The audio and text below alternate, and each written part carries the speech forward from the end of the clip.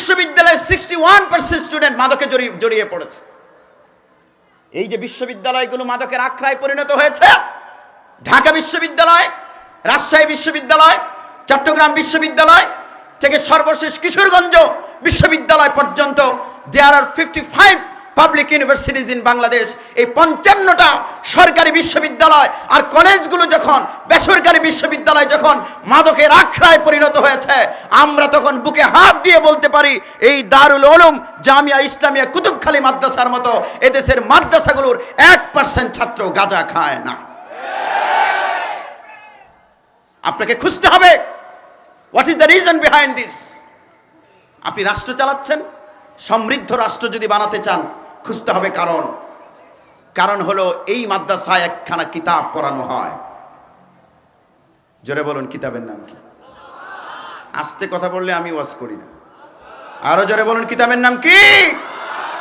কোরআন যদি শিক্ষা ব্যবস্থার সব স্তরে বাধ্যতামূলক করা হয়, আমরা আশা করি আগামী 10 বছর পর ক্যাম্পাসগুলো মাদক মুক্ত হয়ে যাবে।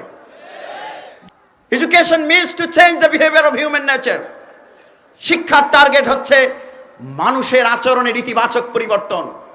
আপনি যদি বুকে হাত দিয়ে বলতে পারতেন, আমার বিশ্ববিদ্যালয়ের একটা ছাত্র গাঁজা খায় না, মাদক সেবন করে না, আলোকিত মানুষ হচ্ছে, তাহলে এটা গর্বের বিষয় হতো।